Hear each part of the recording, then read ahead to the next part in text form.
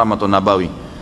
Saya sudah pernah bilang, kalau foto yang berjiwa, gitu kan, manusia, hewan, jin, ya, ulama masukkan jin dan juga masukkan malaikat di sini.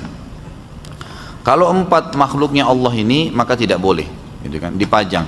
Karena memang ada hadis Nabi SAW, rumah yang terdapat gambar yang berjiwa tidak akan dimasuki oleh malaikat, gitu kan. Jadi kalaupun darurat antum punya foto di rumah, maka minimal sekali taruh di album, kapan butuh baru dibuka, gitu kan. Seperti itu. Karena memajangnya punya hukum sendiri, dan antum bisa kembali penanya ke buku yang pernah saya bawa, judulnya Rumah-rumah yang tidak dimasuki oleh malaikat. Itu bisa dilihat, insyaallah. Sudah dikupas tuntas oleh para ulama. Tapi mengapa saya kok membahas ini?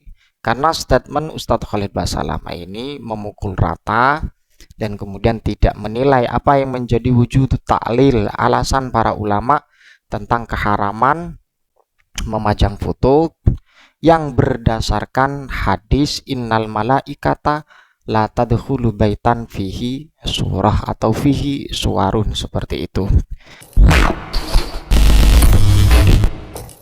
Assalamualaikum warahmatullahi wabarakatuh. Alhamdulillah wassalatu wassalamu ala rasulillah wa ala alihi wa sahbihi wa man wala amma ba'du. Sahabat yang dimuliakan Allah subhanahu wa ta'ala, tentu apa yang menjadi statement dari Ustadz Khalid Basalamah ini tidak asing bagi kita, karena sudah tersebar di media sosial bahwa memasang foto atau memajang foto di rumah itu tidak diperbolehkan, karena berdasarkan hadis bahwa malaikat tidak masuk ke dalam rumah yang mana di rumah tersebut ada foto atau memajang foto. Kurang lebihnya seperti itu. Rahmatun Nabawi. Saya sudah pernah bilang, kalau foto yang berjiwa, gitu kan, manusia, hewan, jin, ya, ulama masukkan jin dan juga masukkan malaikat di sini. Kalau 4 makhluknya Allah ini, maka tidak boleh, gitu kan, dipajang. Karena memang ada hadis Nabi SAW, rumah yang terdapat gambar yang berjiwa tidak akan dimasuki oleh malaikat, gitu kan. Jadi kalaupun darurat antum punya foto di rumah, maka minimal sekali taruh di album, kapan butuh baru dibuka, gitu kan. Seperti itu. Karena memajangnya punya hukum sendiri, dan antum bisa kembali penanya ke buku yang pernah saya bawa, judulnya Rumah-rumah yang tidak dimasuki oleh malaikat. Itu bisa dilihat, insyaallah. Jadi pendapat atau sikap yang disampaikan Ustadz Khalid Basalamah ini, yang memang backgroundnya katanya salafi, berangkatnya dari hadis. Tapi perlu kita amati dan kita cermati bahwa hadis yang seperti ini ternyata ditelan mentah-mentah oleh Ustadz Khalid Basalamah. Dan pembahasan ini memang tidak asing bagi kita, memang sudah ada jawaban dari beberapa para ulama. Tapi saya menarik untuk mengomentari, untuk meluruskan satu alasan mengapa memajang foto itu diharamkan, karena beberapa alasan. Tidak semata-mata kita memasang foto di rumah atau memajang foto para ulama kemudian diharamkan secara mutlak, tidak seperti itu. Ada satu redaksi para ulama menyatakan dalam kitab Al-Mausu'ah Al-Fiqhiyah, atau yang dikenal dengan rangkuman terkait dengan persoalan yang memang secara mayoritas membahas tentang fikih dan juga mengupas tuntas tentang hadis innal malaikata la tadkhulu baitan fihi surah. Kurang lebihnya seperti itu. Asyartul awal, redaksinya seperti ini. Asyartul awal ini merupakan keharaman, ya. Ini merupakan keharaman yang menjadi alasan bahwa memasang atau memajang foto itu di dalam rumah, yang berangkatnya dari hadis innal malaikata la tadkhulu fihi la tadkhulu baitan fihi surah. Asyartul awal antakuna suratul insani awil hayawani mimma lahu dhillun. Jadi yang diharamkan itu ketika memajang foto atau memajang gambar yang memang fisiknya itu atau dari foto itu sendiri ada bayangan. Kalau kita terjemahkan, aitakunu timsalan mujassadan.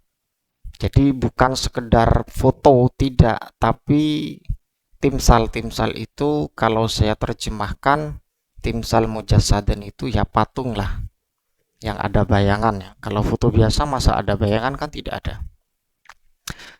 Fa in kanat musattohatan lam yahrum amaluha. Ketika surah itu cuman berdasarkan tasdih ya, maka tidak diharamkan untuk melakukannya.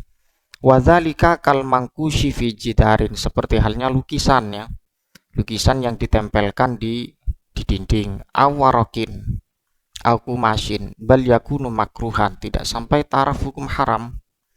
Wa min huna naqala Ibnul Arabi al-ijma'a ala anna taswira ma lahu dhillun haramun. Yang menjadi sepakat para ulama itu tentang keharaman taswir atau memajang foto itu adalah ketika ada bayangan. Kalau tidak ada bayangan maka no problem.